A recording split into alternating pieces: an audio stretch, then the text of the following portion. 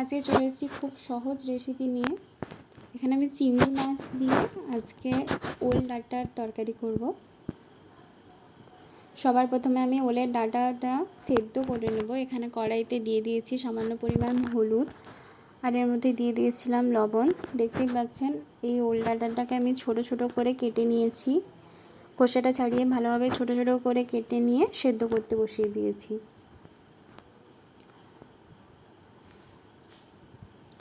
এবার কড়াইতে সরষের তেল দিয়ে দিলাম। এর মধ্যে সামান্য পরিমাণ চিনি দিচ্ছি কালারের জন্য, আর দিয়ে দেব জিরে ফোড়ন। এবার দিয়ে দিলাম তেজপাতা। এরপর পেঁয়াজ দিয়ে দিলাম, ছোটো করে রাখা পেঁয়াজ। এবার নাড়াচাড়া করতে হবে। পেঁয়াজটা হালকা বাদামি হয়ে গেলে এর মধ্যে বাকি মশলাগুলো আমি দেব। দেখতেই পাচ্ছেন পেঁয়াজটা বাদামি হয়ে গেছে। এবার আমি দিয়ে দিলাম আদা বাটা আর হলুদ গুঁড়ো। এবার দিয়ে দিচ্ছি সামান্য পরিমাণ লঙ্কা গুঁড়ো, সামান্য পরিমাণ দিয়ে দিচ্ছি লবণ, আর দিয়ে দিচ্ছি কাজু বাদাম বাটা।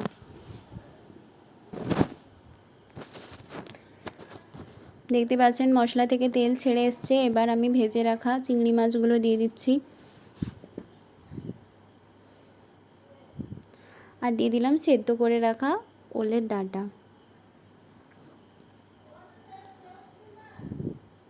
এবার দিয়ে দিচ্ছি সামান্য লবণ,